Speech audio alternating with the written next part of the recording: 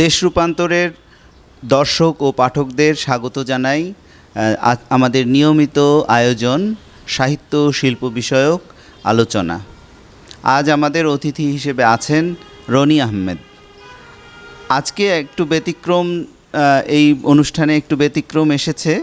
আমরা আজ রনি আহমেদকে স্টুডিওতে আমন্ত্রণ না জানিয়ে তারই আমন্ত্রণ গ্রহণ করেছি।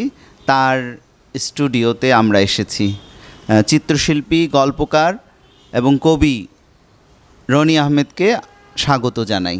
আপনার এখানে এসে আমরা ভীষণ আনন্দিত, আপনার কাজ দেখতে পেয়ে এবং আপনার সঙ্গে কথা বলতে পেরে। আপনার একটা, আমরা জানি যে এক্সিবিশন চলছে বেঙ্গল শিল্পালয়ে, তো এই এক্সিবিশন দিয়েই আমরা শুরু করি, যেহেতু একটা রিসেন্ট কাজ এটা। দেশ রূপান্তর থেকে আসছেন আর আপনি তো পুরানো বন্ধু, সবাই একটু দেখা হলো আর কি। এই আপনি যে এখন যে প্রদর্শনীটা চলছে এটার নাম নূরি মোহাম্মদ। তো আজকে আমরা যে আলোচনা, মানে যে ঘোষণা দিয়েছি, সেই ঘোষণায় আমরা লিখেছি যে রূপান্তর। হ্যাঁ, আমি আপনাকে বলেছিলাম যে আমরা এই আলোচনাটার নাম দিতে চাই জার্নি বা রূপান্তর। একটা রূপান্তর, আমরা যেহেতু দীর্ঘদিন ধরে পরিচিত, ফলে আজ থেকে 20 বছর আগে যে রনি আহমেদকে দেখেছি আর আজকের যে রনি আহমেদের কাছে বসে আছি, এই দুজনের মধ্যে বিস্তর একটা পার্থক্য, এবং এখানে একটা বড় একটা জার্নি আছে এর পিছনে, এবং একটা রূপান্তরও ঘটেছে। এবং সেই আমি বলবো যে যখন প্রথম দিকের আপনার ছবিগুলো দেখতাম, আপনার সঙ্গে ছবি নিয়ে কথা হতো, তখন যেটা হতো যে দেখতাম যে মানে উত্তরাধুনিক যে শিল্প ভাবনা, এগুলো দিয়ে আমরা সবাই কম বেশি প্রভাবিত ছিলাম এবং আপনিও ছিলেন। সেখান থেকে আজ যে আপনার নূর বা নূরি মোহাম্মদ, এই জায়গায় পৌঁছানোর যে জার্নিটা, এটা নিয়েই শুনতে চাচ্ছি শুরুতে। তখন যখন 90s শুরু করি, তখন তো সময়টা অন্যরকম ঢাকায়। হ্যাঁ, যে একটা নতুন কিছু হবে, আর্টে, কবিতায়, সাহিত্যে, সব জায়গাতে একটা নিউ ওয়েভ বলা যায়, ওটাকে কী বলবো, ধরলাম এক ধরনের কাইন্ড অফ নিউ ওয়েভ, যে 80s থেকে নতুন ল্যাঙ্গুয়েজ দরকার একটা সিটির মধ্যে। খুব সিটি কেন্দ্রিক ছিল, কিন্তু এমন কোনো মানে আন্তর্জাতিক কিছু ছিল না, কিন্তু সিটি কেন্দ্রিক ছিল। এবং ওটার ফলেই কিন্তু এখন অনেক ফিল্ম মেকার বেরিয়েছে ওই সময়কার। হ্যাঁ, ওই এক জায়গার থেকে, ওই শাহবাগ থেকে কিন্তু একটা সেন্টার ছিল। তো আর্ট কলেজ, শাহবাগ, এই দুটার একটা হয়েছে, মানে মিলন হয়েছে, মিশ্রণ হয়ে অনেক ট্যালেন্ট বেরিয়েছে ওই সময়, যারা এখন কাজ করছে এবং they are very prominent. Dhaka সিটির সবাই চিনে, and they hold lot of, কী বলবো, তারা অনেক ফেমাস সেলিব্রিটি স্ট্যাটাস আছে এরকম। তো সব কিন্তু তখন কিন্তু সাধারণ ছিল, সবাই রাস্তার ধারে চা খাচ্ছে বা আড্ডা দিচ্ছে, মানে নোবডি নোজ কে কী হবে। হ্যাঁ, এটা অনেকটা প্যারিসে যেমন আড্ডা হতো, ডালি, পিকাসো, কিন্তু ওরা তো জানতো না ওরা ডালি হবে, পিকাসো হবে, হ্যাঁ, কিংবা মিরো হবে, বা কী বলবো, রেনোয়া হবে, কেউ জানতো না। রেনোয়া অবশ্য আগে, যাই হোক, মানে ওই সময়কার যারা ছিল আর কি। হ্যাঁ, এখানেও ঢাকা সিটিতে ওটারই এরকমই হয়, পৃথিবীর সব জায়গাতেই ছোটো ছোটো এরকমই হয়, একই প্রসেসে, মানে এনার্জিগুলো একসাথে হয় এবং এক্সপ্লোড হয়। হ্যাঁ, কেউ হারায় যায়, কেউ ইয়ে থেকে, যেমন গিন্সবার্গ বলছে যে আমার জেনারেশনের আমি বেস্ট মানুষগুলোকে পাগল হয়ে যেতে দেখছি। তো এরকমও হয়েছে, আমাদেরও হয়েছে। আর্ট কলেজে অনেকে পাগল হয়ে হারায় গেছে, শাহবাগে অনেকে নাই হয়ে গেছে। সেটা কারণ আপনারা একটা জেনারেশন, আবার আমরা একটা জেনারেশন, তো আমরা দেখছি তো এরকম করে, যে আপনারা দেখছেন আপনাদের জেনারেশন অনেকে হারায় গেছে। হ্যাঁ, আবার অনেকে যার উঠার কথা না বা যার লাইমলাইট আসার কথা, সে আসছে। তো এরকম একই আর্ট কলেজেও কিন্তু সেম। হ্যাঁ, যে ওখানেও অনেক কিছু স্ট্রাগলের মধ্যে দিয়ে অনেকে হারাই গেছে, অনেকে উঠে আসছে। আর যে খুবই ভালো ছাত্র ছিল তার হয়তো নামই নাই, আর যে ফাঁকি দিচ্ছে সে উঠছে। তো ওয়ার্ল্ড ওয়াইড একই খেলা চলে, আল্লাহ একই জিনিস করে দিচ্ছে। এইভাবেই প্রতিভাগুলো আসে, কিছু ড্রেন্ড আউট হয়ে যায়, কিছু মাঝারি স্থানে থাকে, কিছু স্টার হয়ে যায়। সে সেম ওই একই 90s ওরকমই ছিল। তো কেউ স্টার হয়েছে, কেউ হয় নাই, কেউ হারাই গেছে। তো ওর মাঝখান দিয়ে কোনো মতে বেঁচে আছে আর কি, মানে ওগুলো নিয়ে বেরিয়েছি। তারপর আমার ফোকাস ছিল যে বিদেশে কাজ করব, খুব একটা নিজের ইয়ের মতো করতে পারি নাই প্ল্যান অনুযায়ী। তো কিছু কিছু করছি আর কি বাইরে, যেমন আমার প্ল্যান ছিল আরও বড়, নানা কারণে হয় না এরা, যেটা যেটা আল্লাহ যার তকদিরে যেটা রাখবে এর বাইরে হাজার চেষ্টা করলে হবে না। সারাদিন ব্যায়াম করলেও কোনো লাভ নাই, শরীর ওটাই থাকবে যদি না আপনার দেওয়া হয়, রহমতটা দেওয়া হয়। তো আল্লাহ যেটা দিচ্ছে ওই অনুযায়ী করছি। হ্যাঁ, তো আমার বড় ভিশনগুলো বড়, এখনও বড়, মানে ভিশন বড় করতে তো সমস্যা নেই। মানে এটা আমার নিজস্ব ব্যাপার না, যে যেহেতু আমি dreamer, so I dream big, এটাই ছিল আমার ইয়ে। স্টিল আম ড্রিমিং বিগ, হ্যাঁ, সবসময়। তো এটা এখন যে জগতের সাথে যে সম্পর্ক সেই অনুযায়ী আমি আর্টটা করতাম। হ্যাঁ, এখানে এই জগৎ কারা, বন্ধুবান্ধব, আর্ট কালচার, গ্যালারিজ, তারপর other painters, the world famous painters, এই তো জগৎ। এখন বললেন যে ওরা বাইরের ওয়ার্ল্ড ফেমাস কীভাবে পেইন্টারের তোমার জগৎ হয়, কারণ আমার মাথার মধ্যে যে আছে সেই জগৎ। হ্যাঁ, সে তার সাথে দেখা হোক আর না হোক, সেটাই। কারণ অনেক জীবিত লোকই কম এনার্জি নিয়ে থাকে। একজন অপরিচিত বড় লোক, সে হয়তো মানে বিখ্যাত লোক, সে অনেক বেশি এনার্জি নিয়ে একটা লোকের মধ্যে থাকে। সো আসলে ওর সাথেও বেশি পরিচয় থাকে। হ্যাঁ, মাথার মধ্যে যে রাজ করে, হ্যাঁ, মনের মধ্যে যে রাজ করে, সেই তো অনেক বড় জায়গা। হ্যাঁ, মাথায় মনে হৃদয়ে যে থাকবে, সেটা সে পরিচিত হোক, অপরিচিত হোক, ফেমাস হোক, বা একটা ড্রাইভার হোক, বা একটা মুচি হোক, হি ইজ ইয়োর পাওয়ার। হ্যাঁ, হি ইজ হোল্ডিং ইয়োর পাওয়ার। সেও আপনাকে পাওয়ার দিচ্ছে, আপনিও তাকে পাওয়ার দিচ্ছেন, এরকম একটা জিনিস। তা আমি ওইভাবেই দেখতাম যে ব্যক্তির যে মানে আত্মাটাই আমার মূল ইয়ে ছিল সবসময়। যে আমি আগেও ছবি আঁকছি আসলে আত্মাকেন্দ্রিক ছবি, অ্যান্ড আত্মার অনেক পোশাক থাকে। কখন সেটা পোস্ট মডার্ন হয়, কখন সেটা অ্যাবসার্ড হয়, কখন সেটা সুরিয়ালিস্ট হয়, কখনো অ্যাবস্ট্রাক্ট হয়। এগুলো কিন্তু আত্মারই ডিপিকশন। হ্যাঁ, মাইন্ড যখন আত্মায় পৌঁছায় তখন গ্রেট আর্ট তৈরি হয়। তার আগে মাইন্ড যখন মাইন্ডে থাকে তখন সেমি গ্রেট আর্ট হয়। বা মাইন্ডটা আত্মায় পৌঁছায় কিভাবে, এটা আসলে র্যাশনাল মাইন্ড দিয়ে বোঝা যাবে না। র্যাশনাল মাইন্ড একটা খুব ছোট জিনিস, এটা র্যাশনালিটি দিয়ে বোঝানো যাবে না। যেমন আইনস্টাইন বলছে যে আমি যে আমার তথ্যগুলো আবিষ্কার করছি যে ইকুয়াল টু MC স্কোয়ার, এটা র্যাশনাল মাইন্ডের কাজ না। হ্যাঁ, তাকে সে নিজেও কিন্তু জানে না যে সে যে একটা জাম্প করছে, ওই জাম্পটা কেমনে হয়েছে সে জানে না। সো আপনি যখন একটা কবিতা লেখেন বা একটা পেন্টিং যখন আমি করি, হ্যাঁ, তখন কিন্তু আপনি জানেন না এটার এন্ড রেজাল্ট কী হবে, জানেন না? তো ওইটাই এরকম আর কি। তো এন্ড রেজাল্টটাই আসলে র্যাশনাল মাইন্ড থেকে বেরোনোর রাস্তা। যে এইটা যে আমরা আমাদের এই যে যেমন এই ঘরটা, হ্যাঁ, ধরেন এখানে ধরেন 1 ট্রিলিয়ন ইনফরমেশন দেওয়া আছে, ধরলাম আরও বেশি আছে, ধরলাম 1 ট্রিলিয়ন ইনফরমেশন দেওয়া আছে এটা করতে, কিংবা আরও 2 ট্রিলিয়ন 3 ট্রিলিয়ন, যাই হোক। কিন্তু আপনাকে যদি আমি একটা খাতা কলম দিই, আমি লেখেন তো কী কী ইনফরমেশন আছে, আপনি হার্ডলি 100টা বাইর করতে পারবেন। তার মানে আমরা অজানায় ভাসছি, অজানার মধ্যে ভাসতেছি। তো ওইরকম আর্ট কালচার এগুলো আসলে অজানার মধ্যে ভাষা। ওটা থেকে আল্লাহ যখন যাকে রহমত করে সেটা দিয়ে দেয়। কাউকে পিকাসো বানায়, কাউকে বানায় না, কাউকে এমনি একটা সার্ভাইভিং আর্টিস্ট বানায় রাখে, কাউকে ভিলেজ আর্টিস্ট বানায় রাখে, কাউকে পথকবি বানায়, কাউকে ফেমাস কবি বানায়, জাতীয় কবি, কাউকে জেনারেল বানায়, কাউকে সোলজার বানায়, এই আর কি খেলাটা এরকম। হ্যাঁ, তা আমি যখন ওই সময়ের এনার্জিগুলো নিতাম, তখন তো অন্য একটা মানে রেভলিউশন চলছিল অ্যাকচুয়ালি। হ্যাঁ, সাইলেন্ট রেভলিউশন। কিন্তু ওইটা নিয়ে কেউ কথাও বলে না, বুঝেও না, খালি বলে এরে চিনি ওরে চিনি, কিন্তু আসলে জিনিসটা যে রেভলিউশন ছিল এই কথাটা কিন্তু বলা উচিত যে 90s রেভলিউশনের অংশ আমি ছিলাম, part of the revolution, intellectual revolution ছিল। হ্যাঁ, তো কিন্তু আমি সবসময় কনসিয়াস একটা জিনিস ছিলাম যে আমি বুঝতাম যে এই রেভলিউশনে আমার হবে না, অন্যদের হবে, আমার হবে না। মানে আমার গন্তব্য আসলে পৃথিবী না, আমি আসলে আল্লাহকে চাইছি। এখন এই রেভলিউশন দিয়ে আমি ওই জায়গাটা যাওয়া যাবে না, আমি আত্মাকে চাইছি। হ্যাঁ, আত্মার প্রথম হচ্ছে মন থেকে আত্মাকে চাইতে হবে। আত্মা পেলেই আপনি আল্লাহর দরবারে যাবেন। আল্লাহ রু দিয়ে আসে, এবং বলা আছে যে তিনি তার নিজস্ব রু মানুষের মধ্যে ফুঁকে দিল, এটা লেখা আছে কোরআনে। হ্যাঁ, তো আপনার রুহের জগতে না গেলে আপনি আল্লাহকেও পাবেন না, এবং রুহের জগৎ থেকেই বড় আর্টগুলো হয়। আমি পৃথিবীর বিখ্যাত আর্টগুলো দেখছি নিজের চোখের সামনে। হ্যাঁ, ধরেন যেগুলো একটা বইটা মানে ইউরোপে একবার গেলে ওটা দেখা যায়, বিভিন্ন টিয়ে করে একটা বড় প্রোগ্রাম নিতে হয়, তো যাই হোক। তো ওগুলো দেখছি, তো আমি দেখলাম যে আসলে ওরা রু আঁকছে, মানে অনেক বডি, অনেক কিছু ফেস টেস, আসলে কিন্তু ওগুলো কিছু না, এগুলো হচ্ছে রুহের খেলা। হ্যাঁ, তো এখানে মানুষের আসলে কিছু করার নাই, যে আর্টিস্ট রুহের আর্টিস্ট সেই কালজয়ী। আপনি ভিঞ্চি বলেন, ভিঞ্চি আমার সবচেয়ে প্রিয় আর্টিস্ট। হ্যাঁ, যে কারণ আমি তাকে বুঝি না, অন্যদের মোটামুটি বুঝতে পারি, কিন্তু ভিঞ্চিকে আমার বোধগম্যতার বাইরে মনে হয়। যে কারণ আমি যখন লাস্ট সাপার ছবিটা দেখছিলাম, তো আমার দেখে মনে হচ্ছে এটা কি মানুষের পক্ষে সম্ভব নাকি আঁকা। মানে যখন ওই যে ইয়েটা ওই মিলানের যেটা আছে, এমনই এক অরা, এমনই এক আলো, হ্যাঁ, যে ছবি দেখাই যায় না প্রথমে, খালি আলোর একটা টাইড। তো তখন মনে হলো যে এরকম শিল্পী কীভাবে এটা করলো, হ্যাঁ, যে এরকম আর কি, মানে এই যে একটা কোয়েশ্চেন। তারপর ধরেন মাইকেল অ্যাঞ্জেলো, ওর যে পিয়েতা, তো ওদের যে মাস্টারি, যে পিয়েতা দেখে মনে হচ্ছে পাথরটা নিজেই কষ্ট পাচ্ছে।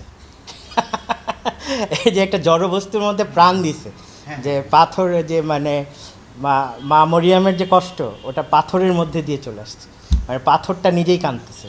তো এই যে মাস্টারি, এটা তো আসলে মন দিয়ে সম্ভব না, এটা মনের খেলা না, এটা আত্মার খেলা। ওনারা ওই জায়গায় চলে যেত, কারণ তারা তখন তো এত মিডিয়া ছিল না, ফেসবুক ছিল না, এত ইয়া ছিল না, মানুষের মন ছিল একমুখী।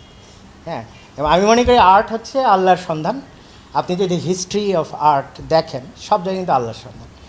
আপনি দেখেন ইউরোপ, পুরাটাই আল্লাহর সন্ধান, চার্চ ভরা।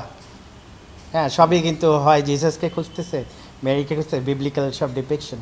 তারপর আপনি ইন্ডিয়া দেখেন, সমস্ত মন্দিরে আর্ট। হ্যাঁ, তারপর আপনি আমাদের কালচার দেখেন, মুসলিম কালচার, এখানে কিন্তু আর্ট অন্যভাবে আসছে। হ্যাঁ, কেউ বলতে পারবে না আমাদের আর্ট কমার্স। মানে আপনি যদি মানে মরক্কো, তারপর তেহরান, তারপর আপনি ইস্তাম্বুল, এইসব জায়গার মসজিদগুলো দেখেন, কিংবা আমাদের এখানে যে চিনি টিকরির কাজ বা যে মসজিদের যে ডিজাইন, এরকম হাই আর্ট কয়জন পারবে করতে? আর পৃথিবীর সবচেয়ে যেটা ইসলামিক আর্কিটেকচার, আমার কাছে যেটা পৃথিবীর সবচাইতে অ্যামেজিং আর্কিটেকচার, মানে যেটা টাচই করতে হবে, সেটা তাজমহল। তো এটা তো মুসলিম আর্টের সবচেয়ে বড় প্রমাণ, সব পুরাটাই আর্ট। হ্যাঁ, সো আসলে আর্ট দিয়ে আল্লাহকে ধরতে চাইছে মানুষ। হ্যাঁ, এই অনেক বছরই চলতে, মডার্নিজম এসে একটু এদিক দিক করছে, তারা পৃথিবীতে নেমে আসছে। হ্যাঁ, তারা হ্যাভেনে যাইতে চায় না। তারা আস্তে আস্তে ভ্যান গগের মাধ্যমে, ভ্যান গগও কিন্তু আমি দেখছি, এবং সেটাও কিন্তু পৃথিবীর কাজ না, হ্যাঁ, সেটাও আত্মার কাজ, যে এরকম লাইনগুলো এরকম করে নড়ে। হ্যাঁ, এটা কিন্তু স্টিল ছবি, পেন্টিং, কিন্তু আপনি তাকায় থাকবেন আর মুভ করতেছে। হ্যাঁ, সামনাসামনি অন্য একটা, মানে একটা ভাইব্রেশন, হেভি ভাইব্রেশন, এনার্জি। তো উনি যেটা করছিল যে এনার্জি আঁকছিল, নেচারের এনার্জিগুলোকে আঁকছিল, যে ম্যাটার ভাঙলে কী বেরোয়, এনার্জি বেরোয়। উনি এনার্জি লেভেলে চলে গেছিলো, এনার্জি দেখতে, এদের রাউন্ড রাউন্ড সার্কেল দেয়। বিজ্ঞানীরা এখন দেখতেছে যে এরকম এনার্জি আমাদের নেচারের মধ্যে কাজ করে, সূর্যের যে ইয়েগুলো, আলো টালো, এগুলো সব এরকম, মানে সায়েন্টিফিক্যালি সে ওটা বুঝে গেছে। কিন্তু সে তো আর সায়েন্সের লোক না, সে দেখছে খোলা চোখে, মানে তার উপর আসছে, জ্ঞান আসছে। সে কিন্তু করতো একদম প্রচণ্ড রোদের মধ্যে ছবি আঁকতো। হ্যাঁ, তো ওই রোদের মধ্যে আসলে কি হয়, রোদে কিন্তু ট্রান্স হয়, রোদে একটা ধ্যান চলে আসে, সে আসলে ধ্যানে চলে যেত, ধ্যানে গিয়ে ওই সব পাইতো। তা আমি মনে করি ধ্যান ছাড়া কোনো আর্ট হবে না, কারণ ধ্যানটাই হচ্ছে মন থেকে রুয়ে যাওয়ার রাস্তা। হ্যাঁ, এখন আপনি ধ্যান বলেন, আমাদের মহানবী কিন্তু ধ্যান করেই, প্রথমে হেরা পর্বতে কিন্তু উনি ধ্যানেই ছিলেন, সেই তখনই কোরআন নাজিল হয়। হ্যাঁ, জিবরাইল আলাইহিস সালাম দেখা দেয় এবং কোরআন নাজিল। ধ্যান ছাড়া কোনো ধর্ম হয় না, কোনো আর্ট হয় না, কোনো কিছুই হয় না। তো এই ধ্যানের ইয়েটা হচ্ছে এক এক ধর্মে এক একভাবে ধ্যানটাকে করা হয়েছে, এবং যে যার ধর্মে যেভাবে পারে। আমার কথা হচ্ছে ধ্যানের মাধ্যমে যেতে হবে। কারণ আমি দেখছি আমাদের জেনারেশনে বা আগের জেনারেশন যারা যারা ধ্যানী ছিল, তারাই কিন্তু টিকে আছে। হ্যাঁ, তাদের লেখাও টিকে আছে, আর্টও টিকে আছে, আছে। হ্যাঁ, এখন ধ্যান কমে গেছে, এখন দৌড়াদৌড়ি বেশি। হ্যাঁ, এখন টিকটক টাইম, টিকটক মানে টাইম ইজ শর্ট। হ্যাঁ, টিকটক। আর এটা কিন্তু শেষ জামানা। হ্যাঁ, এটা আমাদের ধর্মেও আছে, সব ধর্মেই কিন্তু এটা বলছে শেষ জামানা, আলামত পাচ্ছে। মহানবীর যে ভবিষ্যৎবাণীগুলো আছে, সেটা শেষ জামানার সমস্ত আলামত মিলে যায়। এটা হাসির কিছু নাই, এটা সত্য। এবং শেষ জামানা যে যারা হাসবে, হাসতে হাসতে দেখবে যে ঘরে পানি উঠে এসছে, ঠিক আছে, বা ভূমিকম্প হয়ে হাসতে হাসতেই চলে যাবে। সেই শেষ জামানা, এটার জন্য দুঃখ করে লাভ নাই। This is what is happening. হ্যাঁ, কারণ আপনি যদি ক্যাপিটালিজমকে না দমাতে পারেন, এটাই শেষ জামানা, এবং ক্যাপিটালিজমকে দমানো সম্ভব না আপাতত, আমি জানি না। আর এমনিতে আপনি বলছিলেন যে 90 দশকে একটা রেভলিউশন শুরু হয়েছিল বা হয়েছিল, এই রেভলিউশনটা কি ছিল মূলত? এটা একটা ছিল, মানে এটা হয়, এটা সব জায়গায় 60s যেমন হয়েছিল একই টাইপের ছিল, এটা একটা বাংলাদেশি 60s আর কি, করে আর কি। ধরেন আপনার সব ধরনের, এটা এখন এত কিছু বলছি না, এটা আছে, সব ধরনেরই ছিল ওটা। হ্যাঁ, ওটার মধ্যে ম্যাডনেস ছিল, ওটার মধ্যে যা যা ছিল আর কি, আর্ট ছিল, কালচার ছিল, পাগলামি ছিল, তারপর ওটার মধ্যে টাকা নাই তাও বয়ে রয়েছি, এরকমও ছিল, মানে মজার লাইফ আর কি। টাকা না থাকলে আরও মজা, এরকম একটা এখন তো টাকা না দিলে মানুষ কানতে কানতে মরে যাবে, কিন্তু আমাদের এগুলো চিন্তা ছিল না, 20 টাকা দিয়ে। এটা কিন্তু আমি যেটা বলি যে আপনি 90s ছিলেন, আমরা একটু পরে আসছি, কিন্তু 90s এর মধ্যে কার মধ্যে এই উপলব্ধিটা আমি মনে হয় প্রথম আপনার মধ্যে পেলাম যে 90s আমরা যে সময়টা অতিক্রম করে আসছি এটা একটা রেভলিউশন ছিল। অবশ্যই আপনি মানে রেভলিউশন ছাড়া 80sও ছিল তাদের মতো করে, 90sও ছিল তাদের মতো করে। হ্যাঁ, তো ধরেন 90sে যেটা ছিল যে আধ্যাত্মিক ব্যাপারটা মনে হয় 90sে বেশি ছিল আমার মনে হচ্ছে, যে অন্য কিছু ধরার চেষ্টা, র্যাশনাল মাইন্ড থেকে আরেকটু বাইর হওয়া। হ্যাঁ, এগুলো যেটা অন্য সময়গুলো আবার ছিল বেশি সমাজকেন্দ্রিক। হ্যাঁ, যদি ইয়া করেন সামাজিক ইয়েটা ছিল। আবার 60sেও কিন্তু র্যাশনাল মাইন্ড থেকে বেরোতে চাইছিল, কিন্তু তারা তাদেরটা তো হয়ে গেছে, তারা যেটা করে গেছে ভালোই করছে, অনেক করছে, করে গেছে, তাদের নিয়ে কথা বলার দরকার নেই। তা আমি যদি বলি যে 90sে স্পিরিচুয়াল আকাঙ্ক্ষাটা বেশি ছিল। হ্যাঁ, বেশি ছিল এবং পাগলামিও বেশি ছিল। এর পিছনে বিশেষ কারো কি ভূমিকা ছিল? যেমন ধরেন আপনার সঙ্গে এটা ধরেন আহমেদ ছফা তো ছিল এটার মেইন ইয়া। হ্যাঁ, ওনার সাথে যারা যারা ছিল তারা তো সবাই ওটারই ছায়া ছিল। আহমেদ ছফা, ফরাদ মাজার, তারপর আমার বন্ধুবান্ধব যারা আছে সবাই কিন্তু ওই একই ছায়া ছিল, ওটা তো ইয়ে। কিন্তু আমি সবসময় ছিলাম যে আমার অন্য কিছু দরকার, কিন্তু এটা বলি নাই কাউকে। এটা এখন বলতেছি আর কি। মানে আমি আমার বন্ধুদের থেকে আলাদা হয়েছি, আবার হয়েও নাই। মানে আমার এমনি সবার জন্যই ইয়ে আছে, মানে কি বলবো, ফিলিংস তো থাকবে, এটা কোনো ইয়ে না। স্মৃতি মানেই ফিলিংস, স্মৃতি আপনি যতক্ষণ না স্মৃতি থাকবে একটু ফিলিংস থাকবে, ভালোই ফিলিংস থাকে। তো কিন্তু মতবাদের দিক থেকে আমি সরে আসছি, কারণ আমি ডিল করি মহাকাল নিয়ে। আমার কাছে মহাকাল আছে, মানে আমার ফেথটা মহাকাল কেন্দ্রিক। আর এমনি সাধারণ যে আর্ট কালচারের ফেথ, এটা কাল কেন্দ্রিক, কনসাস ইয়া। তারা ছবি আঁকুক, কবিতা লেখুক, মহাকাল নিয়ে আঁকে। যদি কোনো কবি ভালো কবিতা লিখতে পারে, সে মহাকাল ছাড়া লিখতে পারবে না, একদম। কাল ছুঁয়ে তার লাভ হবে না, কাল ছুঁলে কালকে শেষ। আর মহাকাল শেষ ছুঁলে অনেকগুলো কালকে আছে, মহাকালকে। তো যাই হোক, সেই আর কি। তো মহাকাল তো আমার যে কসমিক, দেখবেন যে আমি কসমিক শব্দটা ব্যবহার করি, কসমিক ইয়া। আমার বইটার নামও কসমিক আর্ক, যেটা ওই ইয়ার থেকে ভেনিস বিয়েনালে হয়েছিল, লঞ্চ হয়েছিল মারমেড ফাউন্ডেশন থেকে, ওরা করছিল। তো ওইটা ধরেন কসমিক আর্ক, ওখানে প্রায় 250 মতো ছবি টবি আছে। তো ওটা কেন কসমিক আর্ক ছিল, যে কসমোলজি নিয়ে আমার সবসময় চিন্তা ছিল আগে থেকেও, একদম গোড়া থেকে, যে কসমোলজি। কারণ আমার আব্বা আমাকে বলতো যে সে সবসময় কসমোলজি নিয়ে চিন্তা করবা, কসমোলজি চিন্তা করলে বড় চিন্তা করতে হবে, কারণ সব ওখানে ওভার সাইজ, সব কিছু ওখানে মানে এটা কিছুই না, ওখানে তো জানেনি, এটা তো বলার কিছু নেই। এভরিথিং ইজ মানে ইনফিনিট রেঞ্জে হয় সব কিছু।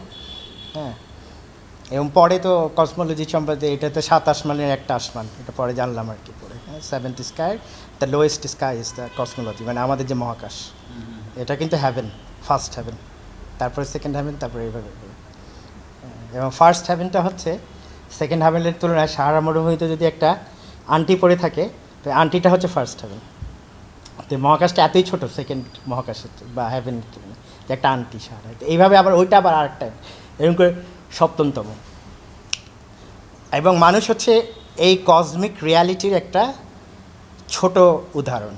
মানুষের বডি, আমাদের বডিতেও 7টা ভাগ আছে, 7টা হ্যাভেন আছে। এটা হিন্দুইজমে বলে চক্রা, আমরা আমাদের আলাদা নাম আছে সুফিজমে। কাল্ব হচ্ছে হার্ট চক্রা, তারপর তৃতীয় নয়ন আছে আকফা, সির। তো এখানে আপনার এগুলো হচ্ছে 7 চক্রা, মাথার 1 ফুট উপরে দেখবেন সব ইউরোপিয়ান পেন্টিংয়ে একটা করে হ্যালো থাকে, এরকম একটা গোল দেখবেন জিনিস থাকে। এটা হচ্ছে যিশু, মানে জিজাস, বা ধরেন যারা সেইন্টস, প্রফেট, হ্যাঁ প্রফেট, সেইন্টস বা স্পিরিচুয়াল লিডার, তাদের এরকম দেখবে হ্যালো থাকে। তো এই হ্যালোটা কিন্তু এমনি এমনি না, হ্যালোটা হচ্ছে ক্রাউন চক্রা। হ্যাঁ, ওই যে 7th হ্যাভেন, ওই যে বললাম না যে ম্যাটেরিয়াল জগতে 7th হ্যাভেন, তো ওই জগতেও মানে এই বডির জগতে 7th হ্যাভেন আছে। তো 7th হ্যাভেনে যাওয়ার চর্চাটাই কিন্তু সুফিজম। হ্যাঁ, যে যত যেতে পারে আর কি। তো কেউ হয়তো থার্ড আই পর্যন্ত যায়, এই তৃতীয় নয়ন পর্যন্ত যায়, কেউ 7th হ্যাভেন পর্যন্ত গেলে তো তাকে পাবেন না, মানে তার সে আর সমাজে ওইভাবে আসবে না, আসলেও কাউকে এন্ট্রি দেবে না, কথা বলবে না, এরকম। আপনি এই সুফিজমের প্রতি আকৃষ্ট হলেন কখন থেকে? এটা আসলে আমাদের ফ্যামিলিতে ছিল, তো মানে আমার নানা তো ছিল একজন সুফি সাধক। হ্যাঁ, রাজশাহীতে ছিলেন? রাজশাহীতে ছিল। হ্যাঁ, উনি খুব ইন্টারেস্টিং ক্যারেক্টার ছিল আর কি। তো ডাক্তার ছিল এমনিতে, বিহারে থাকতো, রাজশাহীতে তার ফ্যামিলি থাকতো আর কি। তো ওখানে বিহারে তার উনি যখন মানে ওখানকার এখন নাম করা পেয়ে ডাক্তার ছিল, এমনি ঢাকা থেকে মিডফোর্ট থেকে 1936-এর ফার্স্ট ব্যাচ নাকি তখনকার যুগে। তো যাই হোক, ওখানে সে ওই উনি আর কি যখন অসুস্থ হতো তখন দুইটা লাইন হতো তার বাসার সামনে, একটা হচ্ছে রোগীদের আর একটা হচ্ছে মুরিদদের। তা তা আমি তাকে সাধনা করতেও দেখছি, এবং ইম্পসিবল সব সাধনা হয়েছে, হ্যাঁ, যে একদম হেড ব্যাঙ্গিং, মাথায় ফেটে যাবে মাথায়, তাও কিছু হয় না, মানে উনি একটা লেভেলে চলে গেছিলো আর কি। তা আমাকে দিয়ে যেতে চাইছিল একদিন, কিন্তু তখন আমি ন্যাশনাল মাইন্ডে ছিলাম, ছোট্ট তো একদম বাচ্চা, তখন আমি বুঝি না, কিন্তু ওনার ইচ্ছা ছিল দিয়ে যাওয়া। তো এনিহাও ওটা চলে গেছিলো। তারপরে যখন তারপর আমি বিভিন্ন জায়গায় সুফিজম সন্ধান করছি, হ্যাঁ, আমি স্পিরিচুয়ালিজমটা করছি, ধরেন বিভিন্ন মেডিটেশনে গিয়ে করছি, ইভেন বিভিন্ন ওয়েস্টার্ন ইস্টার্ন গুরু ওদের মধ্যে পড়ালেখা করছি, জানছি, টিয়া করছি। তারপর মিটও করছি অনেককে, অনেক সুফি সাধক যারা, আমাদের দেশ কিন্তু সুফি সাধকদের দেশ, এটা আমি বলছি কীভাবে। তো তারপর বরঞ্চ আমরা যারা শিক্ষিত লোকজন ওরা জানি না, আমরা ঘুমাইতেছি, কিন্তু পুরা দেশ কিন্তু সুফি সাধনা হয় গোপনে, হ্যাঁ। তো এটা নতুন কিছু না। তো মানে আমাদের এই পেরিফেরিয়াল এটা নতুন আমাদের ইয়েতে, কিন্তু এটা ইজ ভেরি ট্র্যাডিশনাল আমাদের গ্রাউন্ডের লোক। কী যেন বলছিলাম, ও হ্যাঁ হ্যাঁ, না তো উনি তো আর দিল না, মানে নিলাম না আমি, কিন্তু ওনার সাথে থাকলো, যাই হোক।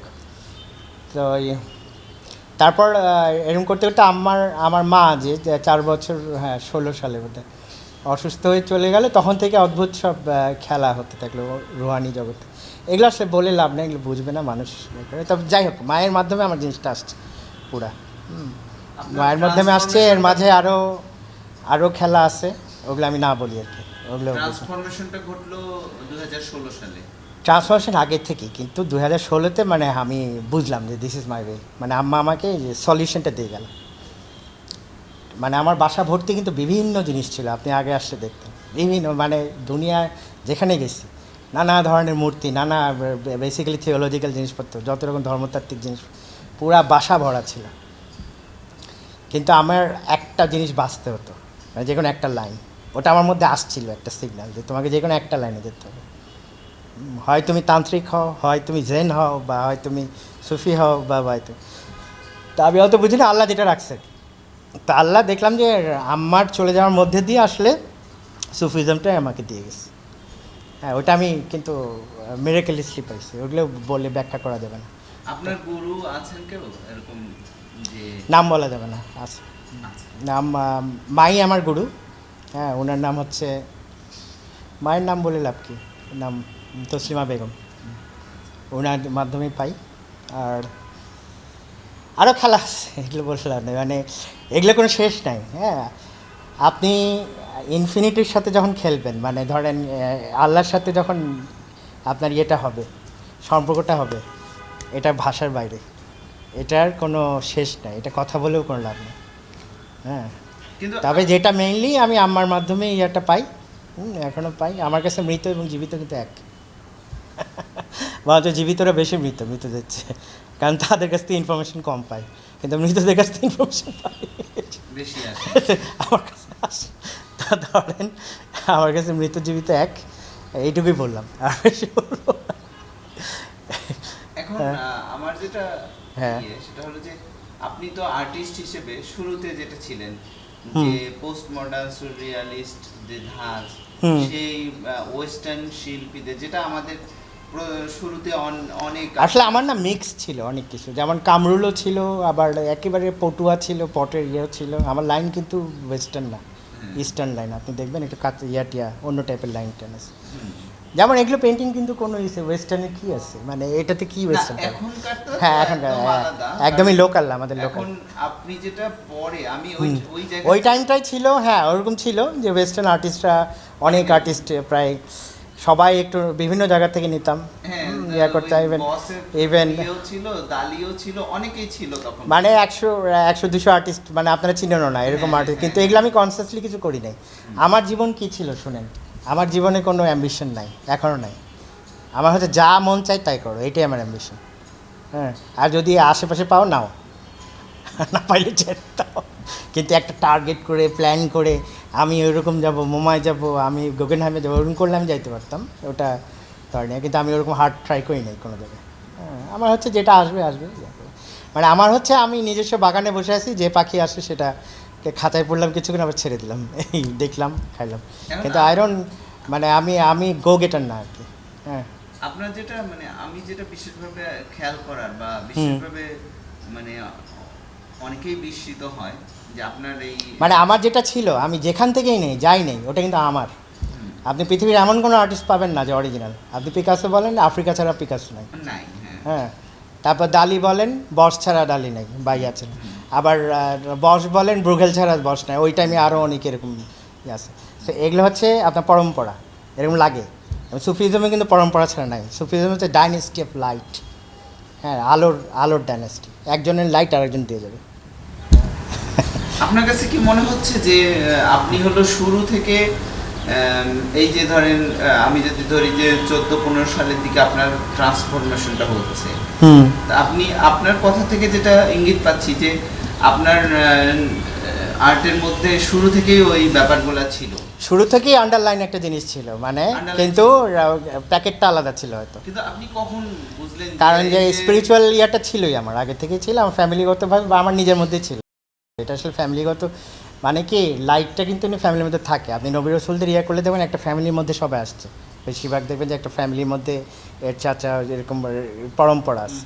হ্যাঁ, হুসেইন, হাসান, মানে যে পাক পাঞ্জাতন, যেটা আমাদের মেইন ইয়া। হ্যাঁ, 5 জন মহানবী, তারপর মা ফাতেমা, হজরত আলী, হাসান, হোসেন, এদের 5 জনের নূর এক জায়গা থেকে আসছে।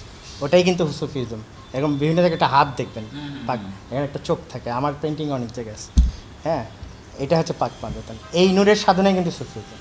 হ্যাঁ, এটা this is the first creation of Allah, নূরে মোহাম্মদ, যেটা এক্সিবিশন হচ্ছে। তো এটাই আর কি, বুঝছেন? আচ্ছা, এখন আপনি তো ব্যক্তিগতভাবে ট্রান্সফর্ম হলেন, কিন্তু শিল্পের ক্ষেত্রে এই মোকাবেলাটা আপনার মধ্যে কিভাবে হলো যে আমি শিল্পী হিসেবেও মানে সেই যে মানে এখনকার আপনার যে ছবি আর আগের ছবি দেখলে তো মানুষ মেলাতে পারবে না। যে আপনি যদিও বলছেন যে আন্ডারলাইন একটা মানে আধ্যাত্মিক একটা স্পিরিচুয়াল রূপ বদলাইছে। হ্যাঁ, এখন তো ধরেন ইয়ে আছে, কিন্তু স্পিরিচুয়াল যে জিনিস সেটা কিন্তু সবসময় ছিল। আপনি ওটা আরেক ধরনের স্পিরিচুয়ালিটি ছিল, এটা আরেক ধরনের স্পিরিচুয়াল, কিন্তু স্পিরিচুয়াল লাইনের দরজাগুলো ছিল। আপনি হঠাৎ জাম দিতে পারবেন না। তো স্পিরিচুয়ালিটিতে এত সহজ না, যতক্ষণ না আপনার ভেতর থাকে ওটা কেউ অর্জন করতে পারে না। হ্যাঁ, ওটা একটু মেডিটেশন করে আরাম পাইতে পারে, কিন্তু অর্জন করা যায় না। এটা আল্লাহর রহমত লাগে, আল্লাহর চুজেন ইয়া লাগে, সোজা সাপটা। এটা কোনো গর্বের বিষয় নয়, কেউ পায় কেউ পায় না, শেষ। এটা নিয়ে হাপিত্যেশ্বরও কিছু নেই। এই যে রং বদল হলো, মানে দৃশ্য বদল হয়ে গেল, হ্যাঁ, রূপান্তর রেখে, হ্যাঁ, আপনার যে ছবির দৃশ্য বদল হলো, এই ঘটনাটা মানে আপনার মধ্যে কিভাবে আসলো, কখন আসলো, কিভাবে আপনি ডিসিশন নিয়ে ফেললেন যে ওইটা না এইটা?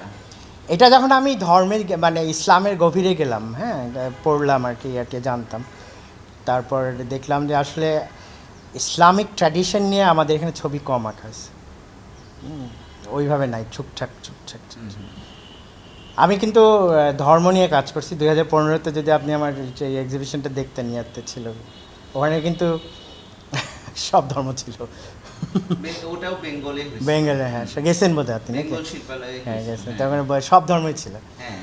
ধর্ম চিন্তা কিন্তু আমার আগে থেকে ছিল আর কি। হ্যাঁ, হ্যাঁ, সবই ছিল। হ্যাঁ, তারপর আমি যখন পুরোপুরি সুফি লাইনে আসলাম, তখন বললাম যে আমাদের সুফি লাইনে তো কোনো ইয়ে নেই, যে মাজার সংস্কৃতি, যে মাজারের যে স্ট্রং প্রেজেন্স।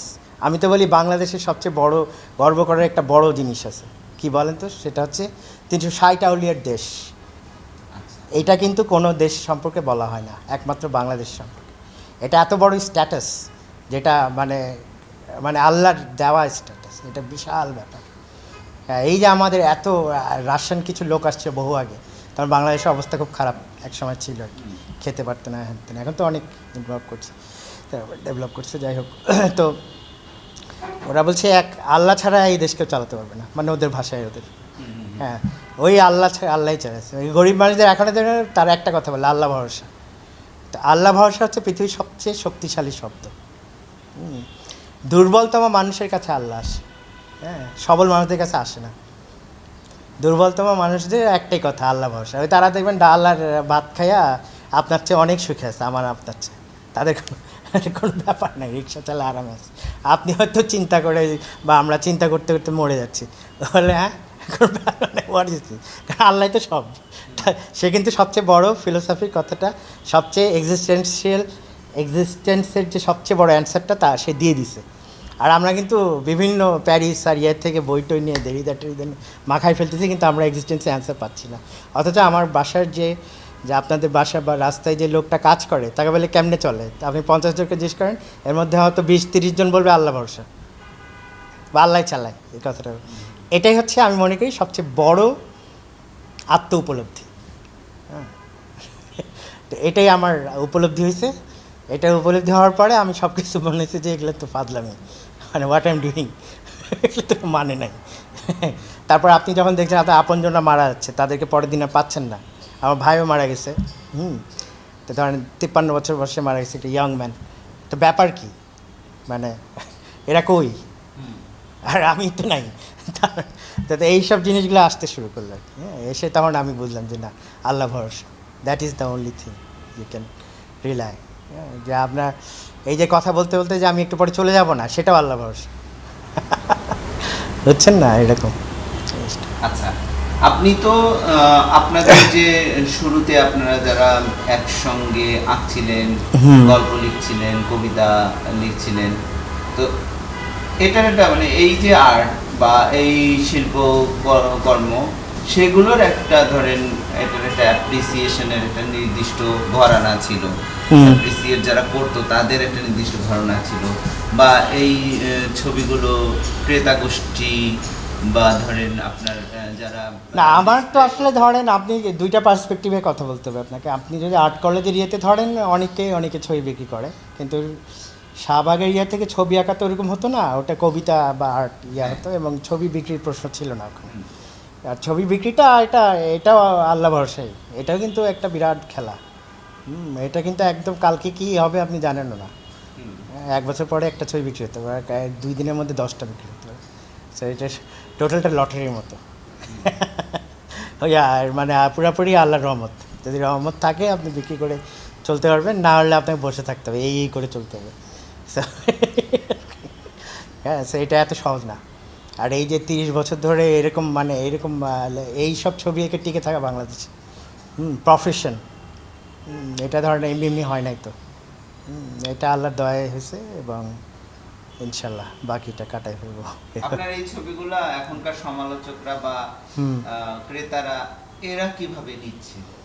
না, অন্যরা তো ভালোই, নাহলে তো আমি বিক্রি তো করি মাঝে মধ্যে, মানে ভালোই, মানে চলে তো যায়। হ্যাঁ, আর ক্রেতারা তো নিচ্ছে। আর সমালোচকরা তো ধরেন থাকবে, কেউ বুঝবে কেউ বুঝবে না, একটা দল বুঝি না, শেষ। ওদের সাথে আর কোনো না বুঝলে থেকে আমি কি বলবো, আমি তো আর রিকোয়েস্ট করতে পারি না, ভাই বুঝেন বা বুঝি না, শেষ। এরকম কোনো একটা বাধার সম্মুখীন হয়েছেন? আর এমনি এক ধরনের সমালোচকও আছে, কেউ মাঝে মধ্যে এইসব ওইসব বলে, আর বলি কে চিল্লাচ্ছে আমার দেখার দরকার আছে নাকি, আমার কাজ আমি করবো। যে চিল্লাচ্ছে সেটা তার কষ্ট, আমার তো না। হি ইজ ডিলিং আর she is dealing with their pain. হ্যাঁ, ওই পার্সনটা তার পেইনকে ডিল করছে, এখানে আমার কিছু করার নেই। Let them fight with themselves. এখানে আমার সাথে তাদের কোনো ফাইট নেই। এটা হচ্ছে বাতাসের সাথে ঘুষি মারা আর কি, যুদ্ধ করা। যেখানে আমি নাই সেখানে যুদ্ধ করছি, তো এখানে লাভ নেই। এই বলছে এই হয় না বা ওই হয় না, বা এর মতো ছবি আঁকে ওর মতো ছবি, হ্যাঁ বলতে থাক। আমি এখন নিজে আরেকটা বড় করে আমি বেচবো বা বাসায় রেখে দেবো, কোনো সমস্যা নেই। মানে আমার হচ্ছে ওয়ার্ক, কাজ করে দাও। হ্যাঁ, ধরেন 12-13 হাজার ছবি আঁকা একটা ক্যারিয়ারে কম কথা না তো, আর একটা তো বড় বড় বিভিন্ন ধরনের ছবি আছে। সো এটা আমাকে সবসময় লেগে থাকতে হয় না। তো ধরেন মাঝে মধ্যে ব্লক হয়, আবার মাঝে মধ্যে খুব আঁকা হয়, এরকম চলতে থাকে। যেমন আপনাদের হয় না রাইটার্স ব্লক হয়, সেম এই একই। কখনো ইচ্ছা করে না, কখনো খালি ফুর্তি করতে ইচ্ছা করে, ঘুরতে ইচ্ছা করে। এখন তো ওগুলো বন্ধ, এখন তো সব স্যাক্রিফাইস। কেন এগুলো ঘোরাঘুরি বন্ধ কেন? এটা আল্লাহর ইয়ে আছে, হিসাব আছে। মানে আপনি যে একটা পানীয় খাবেন সেটার হিসাব দিতে হবে। আগে যেমন হয়তো যাই হোক, মানে বেহিসাবি একটা কিছু করে ফেললাম, এখন কোনো বেহিসাবি কিছু করা যাবে না। আমাকে প্রত্যেকটা মুদ্রা এবং ইয়ার হিসাব দিতে হবে। মানে এটাই স্ট্রিক্ট জায়গা। এটা আপনার, এটা মানেটা কি যে আপনি শেষ বিচারের অনেক কাছাকাছি। সো আপনার লাইফস্টাইল ওরকম হয়ে যাবে। এটা আসলে টাইম বেন্ডিং, মানে স্পেস টাইম ইয়া। মানে এটা ধরেন, আমার তো সায়েন্সে অনেক আগ্রহ ছিল। ধরেন টিয়া ধরেন আমি প্রথম মানে সায়েন্স ফিকশন এক্সিবিশনে আমাকে নিছিল যে নাদা রাজা টেইটের এক কিউরেটর, ওই অসলোতে একটা এক্সিবিশন ছিল। তো আমার ইয়েটা ছিল যে ওখানে কারণ প্রথমে আমার নামটা দিছে, কারণ বাংলাদেশ থেকে একমাত্র সায়েন্স নিয়ে, সায়েন্স ফিকশন সায়েন্স নিয়ে আমি ছবি আঁকতাম। এই ধরনের সসার, হ্যাঁ, টাইম মেশিন, হ্যান ত্যান, এইসব মানে যত রকম সায়েন্টিফিক জিনিসপত্র আছে, এই ডাইমেনশন ওই ডাইমেনশন। তো ধরেন, তা ওই জন্যই নিচ্ছিল। তো সায়েন্স নিয়ে আমার অনেক আগ্রহ ছিল, কারণ আমি দেখলাম যে আমি তো নাসার সাথে কাজ করতে পারবো না, কারণ আমার ওই ব্যাকগ্রাউন্ড। সো আমার জানাটা লিমিটেড থাকবে। তো সুফিজমে আসার একটা কারণ কিন্তু এটাও আছে, যে নলেজ গেইন করা। এবং আপনি যদি একটা মাজারে যান, আপনি যে নলেজ পাবেন এবং যা তাদের যে প্রকৃত যদি সাধক থাকে, তার কাছ থেকে যে নলেজটা পাবেন সেটা MIT নাসা আপনাকে দিতে পারবে না। এটা আমি গ্যারান্টি দিয়ে বলতে পারি। মানে ওই নলেজগুলো হচ্ছে গোপন নলেজ। এটা মহানবীর দেওয়া নলেজ। মহানবীর দেওয়া নলেজের সাথে কোনো পৃথিবীর কেউ পারবে না। ঠিক আছে, এগুলো আছে গোপন নলেজ। এবং কী কী মিরাকেল হয় ওটা সাধারণ মানুষের পারসেপশনের বাইরে এবং সায়েন্টিস্টদেরও পারসেপশনের বাইরে, যেগুলো আমি দেখে আসছি এবং আমি নিজেই ডেলি ফেস করি। ঠিক আছে, সো এটা একটা মিরাকেলেস ওয়ার্ল্ড। মিরাকেলেস ওয়ার্ল্ড, যে বিশ্বাস করবে সে পাবে, আর যে বিশ্বাস করবে না তার জন্য দুনিয়া আছে। হ্যাঁ, বড় বড় হোটেল আছে, লাক্সারি আছে, বা কিছু নাই তাও আছে। সেটাই, এটা হচ্ছে ফেইথের জায়গা। আপনি বিশ্বাস করলে পাবেন, না বিশ্বাস করলে পাবেন না। আসলে তো মানুষ বিশ্বাসের মধ্যে থাকে, জানে না। সে কিন্তু জানে না, সে বিশ্বাসের মধ্যে ডুবে আছে। একটা লোকও র্যাশনাল নয় পৃথিবীতে। আমি এটা বলেই তো, এই র্যাশনাল যৌক্তিকভাবে কোনো লোক বেঁচে থাকতে পারবেন না। কীভাবে বলবো? যেমন ধরেন, আপনি এই যে চায়ের কাপ রাখা আছে, আপনি চাটা খাবেন একটু পরে, এটা কিন্তু পড়ে যেতে পারে, নষ্ট হয়ে যেতে পারে, কিন্তু আপনি বিশ্বাস করেন এর মধ্যে আর পড়বে কি, খাই। তো আপনি বিশ্বাসের মধ্যে আছেন। তারপর ধরেন আপনি অফিসে ফোন করছেন, চলে আসছেন, আপনার মনে কিন্তু মৃত্যু চিন্তা নাই, আছে, বা অ্যাক্সিডেন্টের চিন্তাও নেই, কিছুই নেই। সুতরাং আপনি বিশ্বাস করছেন, আপনি চলে যাবেন। সো আপনি কিন্তু ভেসে আছেন বিশ্বাসের উপর।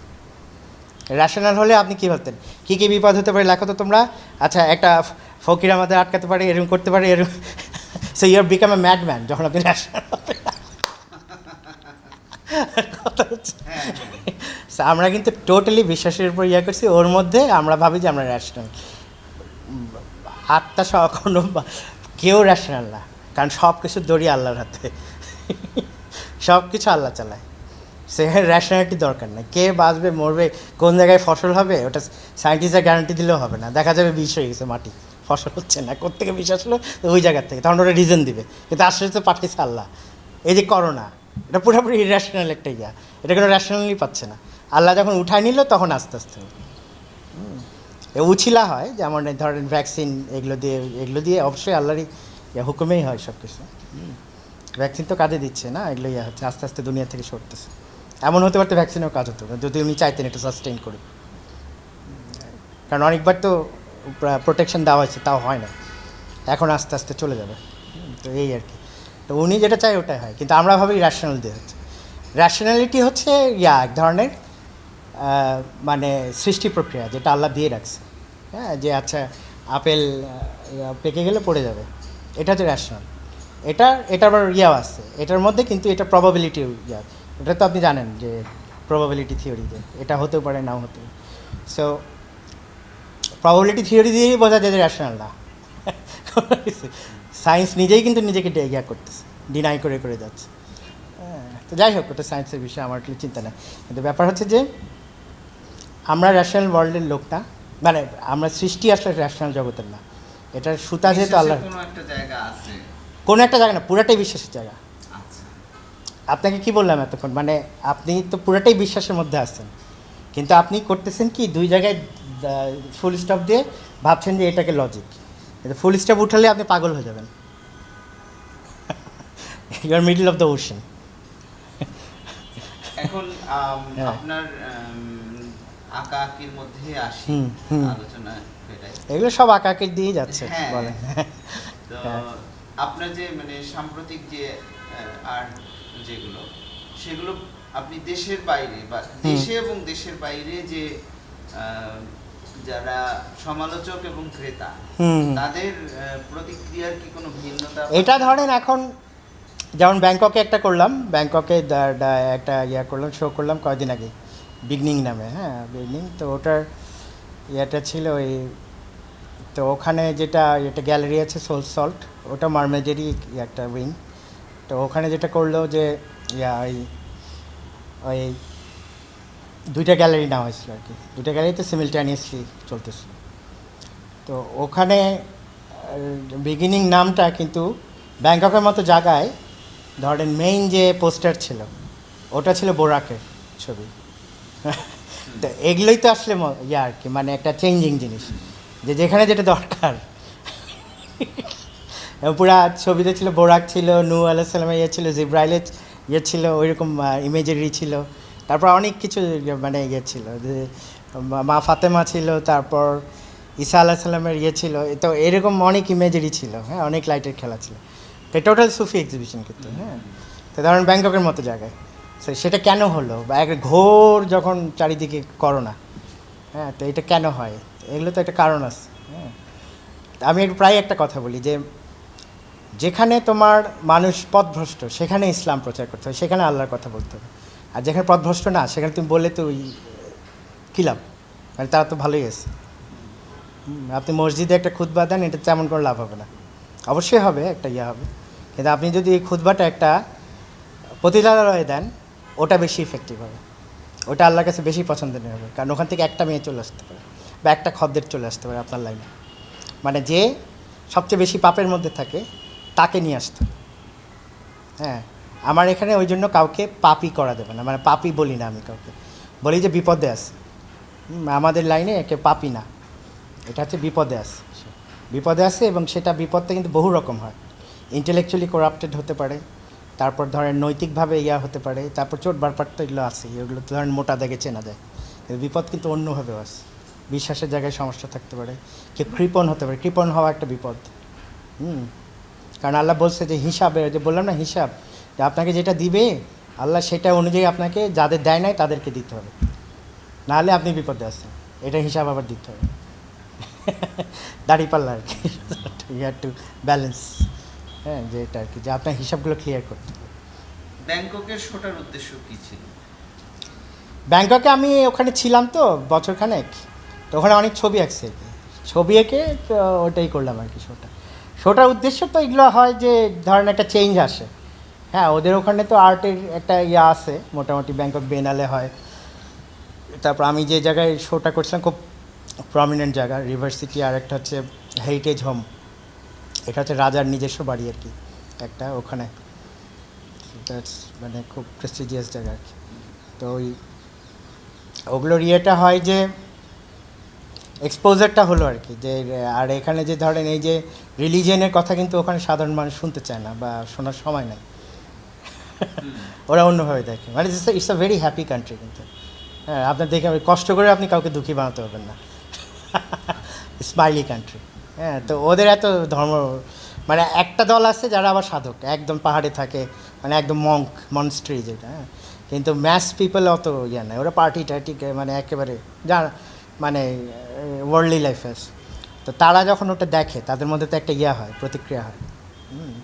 তো ওরা ধর্ম ছাড়া যখন এত সুখী, তাদেরকে আর ধর্ম দেওয়ার দরকার কি? সুখী তো যে কেউ হতে পারে, আপনার সুখী হওয়ার তো মেন, ধর্ম তো সুখী দুঃখীর জন্য না, ধর্ম হচ্ছে আপনার মহাকালের সাথে একটা রিলেশন করা, আপনার যে আফটার লাইফ সেটাকে আপনি করবেন কিনা। ধর্ম ছাড়া অবশ্যই সুখী থাকতে হবে, কোনো ব্যাপার না, তো আপনাকে টাকা দিয়ে কি করুক। আর ধর্ম কী আসলে, ধর্ম তো বুঝতে হবে যে ধর্ম মানে কি, যে এটার ধর্ম ওটা বলে না, সায়েন্সেই বলে নেচার, হ্যাঁ। আবার ওই নেচার না, তো নেচার আপনি যদি গুড নেচারের হয় আপনি সুখী হবেন, হ্যাঁ, কিন্তু আপনি যে ইয়েটা পাবেন না, মানে যে আল্লাহর সাথে যে সম্পর্ক, এইটাই ধর্ম আসলে আমার কাছে, এটাই ধর্ম, বাকি ওইসব কিছু না। বাংলাদেশে তো অনেকেই সারাদিন নামাজ পড়ে ইয়ে করে, তা বিরাট অঙ্কের ঘুষ খায়, ওটা ধর্ম না।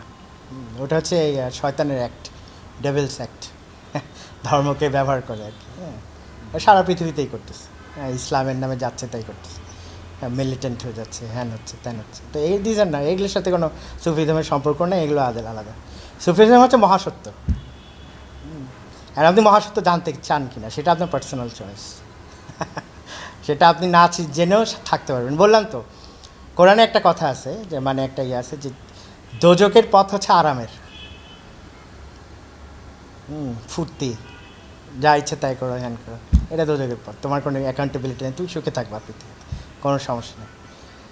আর বেহেস্তের পথ কঠিন, এখানে দারিদ্রতা আসতে পারে, পরীক্ষা আসতে পারে, বিভিন্ন রকম ইয়ে হতে পারে, কঠোর লোকে সমালোচনা করতে পারে, ভুল বুঝতে পারে, আমাকেই তো বুঝে বলে যে আগে ছিল এরম, এখন হচ্ছে এরম, এগুলো সব ভণ্ডামি। তা আমি বললাম ওকে, এটা তো তোমার ব্যাপার, তোমার মনের মধ্যে যে আমি সেই ভণ্ড, কিন্তু আমি তো তোমার মনের মধ্যে নাই, আমি কেমনে ভণ্ড হবো? কথা হচ্ছে না, জিনিসটা এরকম। তো যে যার দায়িত্ব নিয়ে চলে যাক, যে যার কথা নিয়ে চলে যাক, যে যার ধারণা নিয়ে চলে যাক, হ্যাঁ, আমার কিচ্ছু এসে যায় না। আমার পথ হচ্ছে আমি যাব। ওখানে কেমন, মানে দর্শকরা পরে কি প্রতিক্রিয়া দেয়? খুব ভালো, খুব ভালো। ওনারা যে মানে আসলে আর্ট জিনিসটা কি, এটা মাল্টি ডাইমেনশন থাকে, হ্যাঁ, কেউ ধর্ম দিয়ে চিন্তা করবে, কেউ আর কালার দিয়ে চিন্তা করবে, কেউ ফ্রেমিং দিয়েও চিন্তা করবে, কেউ গ্যালারি নিয়ে চিন্তা করবে, কেউ দেখবে যে কতজন দর্শক আসছে, বিভিন্ন লেভেলে থাকে। তা আপনি যখন একটা আর্ট গ্যালারিতে দেন, ওটার ওনারশিপ আর আপনার থাকে না। ওটার সম্পর্কে আপনি একটা যতই চাপা মারেন, ওই যে বুঝবে হে নিজের মতো বুঝবে, আপনি যতই ব্যাখ্যা দেন, ইট ডাজেন্ট ম্যাটার। হ্যাঁ, ওই লোক নিজের মতো করে একটা বুঝে বাসায় যাবে। হ্যাঁ, আর যারা একটু বেশি জ্ঞানী তারা একটু পড়বে যে আচ্ছা ওই কে বলছে বলে আচ্ছা, একটা মতামত দাঁড়া করে। কিন্তু আর্টের লাগাম কিন্তু আপনার হাতে থাকবে না। যে আমি কিন্তু এটা বলছি, না মানলে কিন্তু নোবে, এটা সবার স্বাধীনতা আছে। যে কোনো আর্ট ওয়ার্ক, শিল্প, আপনি একটা বই 100 জন লোক পড়বে 100 রকমভাবে, না একটা ইমেজারি আসবে তার কাছে। কারণ আমি কিন্তু বই পড়ি কেমনে, ধরেন করে পড়ি, হ্যাঁ, পুরা পড়ি না, কারণ অপ্রয়োজনীয় জিনিসগুলো পড়ি না, বুঝে যায় যে জায়গায় চাপা মারতেছে বা এগুলো দরকার নেই, মানে এগুলো সময় নষ্ট করছে। কারণ আর আমার কাছে হচ্ছে যে আমি যেটা চাই ওটা আসবে, ওইরকম আছে এগুলো খেলা। যাই হোক, তো ফিনিশ টাইমসেও আপনার হ্যাঁ একটা আসছিল, ওইটা সুফি ইজমের প্রথম এক্সিবিশন যেটা করছিলাম আমি 2019-এ করছিলাম, এটা চিটংয়ে, ওই যে বিস্তারে, ওই যে বিস্তার আছে না শিল্পকলাতে, ওই ওনারা অ্যারেঞ্জ করছিল। তো ওটাতে প্রথমে যে রিক্সার এগুলো তখনও মানে এটাই এগুলো, তো এটা বাংলাদেশে প্রথম যে পেন্টিংয়ের মধ্যে এরকম ধাপ করে রিক্সার জিনিসপত্র বসায়া রিক্সা নিয়ে কাজ করছে অন্যভাবে, কিন্তু এইভাবে রিক্সার যে ইয়েটা মানে পেন্টিংয়ের সাথে যে একেবারে ডিরেক্ট ইয়ে করে, হ্যাঁ, এটা আমি প্রথম করছি আর কি, একটা ল্যাঙ্গুয়েজটা তৈরি করে। প্রথমে তো বিবি রাসেল এটা আনছিল, ফ্যাশনে আনছিল একটু একটু একটু একটু করে ইয়ে করে, কিন্তু আর্টে যে এইভাবে আনাটা আমি করছি। তো এটা ধরেন এই যে, তাই এখন অন্যান্য যে জিনিসপত্র কিন্তু মাজার থেকে অনেক কিছু, মিরপুর মাজারের সাথে আমার ওনার অনেক ভক্তি আছে ওনার প্রতি আমার, তো ওনার মাজার থেকে আমি জিনিস নিয়ে আসছি। এই যে ঝালরগুলো দেখছেন, তারপর রিক্সার জিনিসও আছে, তারপর ফুলগুলো, এগুলো মিরপুর মাজারের, হ্যাঁ, এগুলো অনেক জিনিসপত্র আছে, ফুলগুলো না হয়তো মানে এরকম। যাই হোক, তা আমি আসলে ইয়ে করতে চাই, বাজারের যে বিষয়গুলোকে আনতে চাচ্ছি, হ্যাঁ, মানে আনছি। এবং আপনি আমার রিসেন্ট পেন্টিংয়েও দেখবেন যে যেমন ওই যে ওই পেন্টিংটা খানজাহান আলী মাজারে, 2টা কুমির, হ্যাঁ, এরকম করে। তো তো বিভিন্ন মাজারের আছে, তারপর নবী রসুলদের আছে, বিভিন্ন রকম ইমেজের আছে। তারপরে ইদানিং ক্যালিগ্রাফি করতেছি, এই যে এক্লাস, সূরা ইখলাস, হ্যাঁ, তারপর কাবা সিরিজ করতেছি একটা। তো এরকম আমি সবই করি, যেমন লালনেরও একটা ছবি আঁকছি যেটা অরিজিনাল লালন, হ্যাঁ, যেটা ওই যে রবীন্দ্রনাথের ভাই আঁকছিল, ওইটাকে আমি দেখাবো পরে। তো এরকম আর কি, মানে আধ্যাত্মিক ইয়েগুলো। আমি লালনপন্থী না, কিন্তু আমি লালনের গান শুনি, ইয়ে করি, দেখি, পছন্দ করি। যাই হোক, মানে আমার সুফি লাইনটা হচ্ছে ইয়ে খাজা বাবার, চিস্তিয়া তরিকা, আর ওয়াহিদিনিয়া তরিকা, এটা হচ্ছে ওয়াসকর্ণী রহমতুল্লাহ। এটা অনেক আমাদের নবীজির আশেক ছিল, জানেন বোধহয় কিছু। ওনার রাগ ভাঙছিল। হ্যাঁ হ্যাঁ উনি যে নিজে ওনারও ফলোয়ার ওটা উনি ওয়াহিদানিয়া তরিকা বাংলাদেশে কম আছে, চিস্তিয়া অনেক আছে, তো এই দুটাই আমার ইয়া আর কি। তো আপনার মানে বাইরের ওয়েস্টে কিভাবে নিচ্ছে এই আর্টটাকে? ওখানে তো সুফিজম রুমির কারণে বা অন্যান্য এরকম অনেক সুফি কবিদের কারণে সুফিজমের প্রতি- ওয়েস্টে যেমন আমার এই যে এই এক্সিবিশনটা নূরে মোহাম্মদ, এটা আমার লিখে দিচ্ছে একজন আমেরিকান একজন প্রফেসর আর কি, হ্যাঁ, বেলিয়া বোস। তো উনি যেটা লিখে দিছে ধরেন নূরে মোহাম্মদের উপর একজন খাঁটি আমেরিকান টেক্সন ইয়া লিখতেছে একটা খুব বড় একটা লেখা, তাহলে তো বুঝেনি মানে একটা মানে তাদের একটা সুফিজমের পজিটিভ বেশ হ্যাঁ ভালো একটা ইয়ে আছে, হ্যাঁ। তারা খুব মানে তারা এই যে কোলম্যান বার্কসের কারণে আমেরিকা অনেক ইয়া করছে ওই অনুবাদগুলোর জন্য, মানে ওই মানে রুমি আর কি চাইছে যে এটা পড়ুক ওই জন্য হচ্ছে, কিন্তু তো ওনারা তো আর মারা যায় না। একটা জিনিস মনে রাখবেন, যে সুফি চর্চা করলে আপনি মৃত হবেন না, আপনি জীবিত থাকবেন, এবং আপনার ডিউটি কিন্তু শেষ নাই, আপনার ডিউটি চলতে থাকবে। কিন্তু সাধারণ মানুষ এটা মরে যায়, মানে তাদের সোল ইনঅ্যাক্টিভ হয়ে যায়। কিন্তু আল্লাহ যাদের পছন্দ করে, যাদেরকে সুফি জাগ্রত, যে নূরে মোহাম্মদকে যে জাগ্রত করতে পারে, সে হচ্ছে eternally alive. That is the কি অফ ইটার্নিটি। হ্যাঁ ওটাই। এগুলো একটু গভীরে গেলাম, তাও বলে ফেলছি। তো ধরেন এই ইটার্নিটির চর্চাটাই আমার, যে এই যে বেঁচে থাকবে সব কিছু, হ্যাঁ, আসলে কোনো কিছুর যে ধ্বংস নাই। Once you are exist you cannot be destroyed. এটা বিরাট একটা কিন্তু জিনিস, হ্যাঁ, যে আপনি ভাবতেছেন মরে যাবেন, আমার সব শেষ হয়ে গেল, নাথিং। এটা একটা part of the small deal that you are a life. এরপরে আরও ডিল আছে, চলতেই থাকবে। হ্যাঁ, তো এটাই আর কি, মানে আমি সায়েন্স দিয়ে বোঝাই। একটা আপনি কাপ ভাঙবেন, কী হবে? ভাঙবে, তারপর ওটা গুঁড়া করবেন, তো গুঁড়া হবে, তো গুঁড়াটাই গুঁড়া করতে করতে কী হবে? এনার্জি হবে, তাপ হবে, আলো হবে, হ্যান ত্যান এনার্জি হবে। তো এনার্জি তো আর ওটা পালাবে না, এনার্জি তো ঘুরতে থাকবে, সেন্ট্রাল এনার্জির সাথে থাকবে। তো মানুষ কি মরলে যাবে নাকি? সেও এনার্জি। আর মানুষ তো রু মানে সে চিরজাগ্রত, সে তো আর ওইরকম কাপ না, জড়বস্তু না। সুতরাং তার মধ্যে জ্ঞান, কাঠামো, স্মৃতি সবই থাকে। এগুলোই আর কি। মানে কোরআন পড়লে আরও স্পষ্ট হয়ে যাবে, আপনি জানেন নিশ্চয়ই যে আমাদের পুনরুত্থান হবে, সব ধর্মে আছে, আবার জাগানো হবে, আবার ইয়ে করবে। সেগুলো আর কি টাইম আর স্পেসের জটিল খেলা। হ্যাঁ, যেমন মহানবী যে মেরাজে গেছিলো, যে উনি টাইম স্পেসের এমন খেলা, যে পানিটা যখন এত দূর চলে আসছে, পুরো 27 বছরের মেরাজের যাত্রা কিন্তু ওনার শেষ। হ্যাঁ, পৃথিবীতে উনি অজু করার পানিটা এত দূর আসছে, আর এর মাঝে উনি পুরা 27 বছর ধরে মেরাজ করে আসছে। সে এখানে পৃথিবীর টাইম আর space time is totally different. এবং আইনস্টাইনের থিওরিতে তাই না, যে আপনি লাইটের স্পিডে গেলে আপনার টাইম ইয়া হয়ে যাবে, মানে টাইম থাকবেই না আর কি, টাইম বলে কিছু নাই। যে আপনার লাইটের স্পিডে আপনি মঙ্গল গ্রহে গেলেন, তারপর ফিরে আসলেন, এর মাঝে হয়তো আপনার বয়স হয়ে গেছে 85 আর আমার বয়স এই 50, এরকম আর কি। মানে এখানে টাইমটা যাবে, কিন্তু আমার যে টাইম ওটা যাবে না। সো এটাই আর কি। তা আমি পেন্টিংয়ে কিন্তু টাইম ট্রাভেলার, আমি বলি অনেক জায়গায় বলছি যে I am a time traveller painting. Time ট্রাভেলারটা কেন বলি, যে এখানে এমন সব উপাদান আছে, যে এমন কিছু আঁকি মাঝে মধ্যে, যেগুলো ধরেন অনেক আমি সায়েন্সের বই ঘাটছি বা হিস্ট্রি চ্যানেল দেখছি, যে আমি বা পুরান দিনে যেগুলো ছিল আর কি, সৃষ্টির প্রথম দিকে জিনিসপত্র, এগুলো আমি দেখিও নাই, কিন্তু ওগুলো আমি এঁকে রাখছি। হ্যাঁ, তো এগুলো কেমনে আসছে আমি জানি না। হ্যাঁ, তো must be a time travel happen somehow, conscious unconscious লেভেলে বা সোল লেভেলে হয়। আমাদের সোল কিন্তু খুব মিস্টেরিয়াস জিনিস, হ্যাঁ, যে আমাদের মাইন্ড অ্যান্ড বডি একটা টাইমের মধ্যে থাকে। আপনি যখন ঘুমায় যান, আপনি কোথায় কোথায় যান আপনার কোনো হদিস থাকে না। You really travel. আপনি স্বপ্ন কিন্তু এমনি না, এগুলোতে ট্রাভেলে যায় মানুষ। ট্রাভেলে গিয়ে বিভিন্ন ডিমেনশনে বিভিন্ন জিনিস থাকে। ওই জন্য স্বপ্নে অনেক জিনিস সত্য হয়, মিথ্যা হয়। হ্যাঁ, কারণ আপনি একটা জিনিস দেখছেন যেটা অন্য ডিমেনশনে, সেটা মিথ্যা হবে।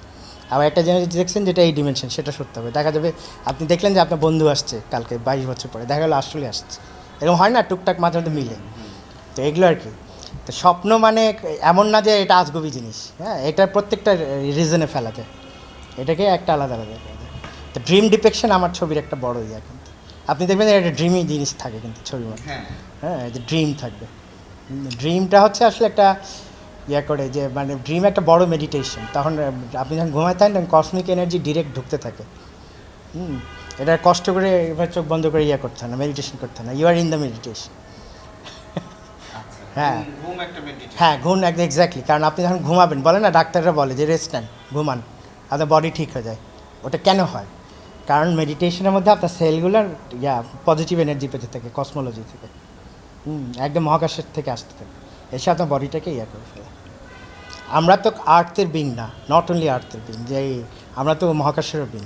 সো আমাদের প্রত্যেকটা জিনিস দুইভাবে কন্ট্রোল হয়, আর্থ থেকে এবং মহাকাশ থেকে। সো এটা আসলে বড় এন্টিটি। আমরা এত ছোটো, যখন আল্লাহ প্রথম মানুষকে তৈরি করে তখন শয়তান ভেতরে ঢুকছিল, ওই যে 40 ফিট আদম মাটি ঢুকে তার মাথা খারাপ হয়েছে, আল্লাহ কী এক আশ্চর্য জিনিস বানাইছে, যে কি কি কি কল বানাইলা, বা গান আছে না, মানে লালনের তো এটাই খুঁজে বেড়াইছে, লালনের তো পুরোটাই দেহতাত্ত্বিক তো ধরেন এই যে বিস্ময়কর জিনিসগুলো, হ্যাঁ এগুলো তো সত্য। এগুলো ধরেন আমরা ওয়েস্টের থিওরি দিয়ে বুঝি, তো এখন ওরা তো একটু বেচারা আছে, হ্যাঁ মানে ওরা তো আসলে অনেক কিছু বোঝে না, আমাদের এই খেলাগুলো কিন্তু বোঝে না, ওরা র্যাশনালাইজ করে ফেলে। আচ্ছা আমাদের এখানে সুফি ট্র্যাডিশনে শিল্পী আর্টিস্ট আর কারা আছে যারা আপনাকে অনুপ্রাণিত করে বা তা সুফি তো ওইভাবে মানে এখন এমনি আছে কিছু কিছু নতুন, আমি করার পরে কেউ কেউ করতেছে টুকটাক, কিন্তু ওরকম তো এস্টাবলিশ না, কেউ তো নাই এরকম। ওরকম কই আপনি বলেন, আছে? না ক্যালিগ্রাফি টাইপের কিছু করছে কিন্তু না না, ওগুলো তো মানে ওগুলো তো মানে ধরেন ক্যালিগ্রাফি ইজ নট সুফিজম। না ক্যালিগ্রাফি হচ্ছে আপনি ওটা থেকেও মানে সুফিজম থেকেও হতে পারে, আবার ওয়াহাবিজম বা বা যে কোনো শরিয়তির থেকেও হতে পারে। হ্যাঁ, এটা কোরআনের জিনিস করতে পারে, কিন্তু সুফিজমের ক্যালিগ্রাফি অন্য জিনিস ওদেরটা। যেমন দিস ইজ আ সুফিজ ক্যালিগ্রাফি, এটা কিন্তু সাধারণ শরিয়তিরা করবে না।